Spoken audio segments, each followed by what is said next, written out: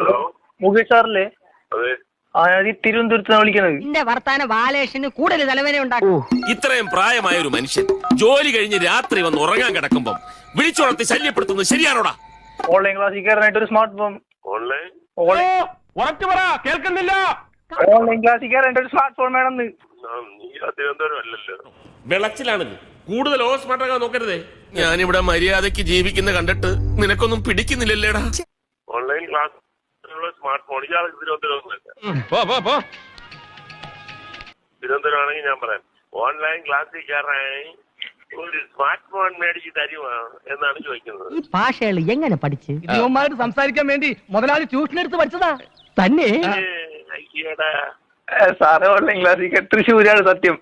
ഇത് നമ്മളോട് വേണ്ട, ഈ നമ്പർ ഒന്നും നമ്മളെടുത്ത് എടുക്കണ്ട. അവിടുത്തെ പിന്നെ MLA അടുത്ത് വിളിച്ചു കേട്ടോ. ഓ എനിക്ക് ഒരു മീറ്റിംഗിന് സമയമായി, ഞാൻ വെക്കട്ടെ.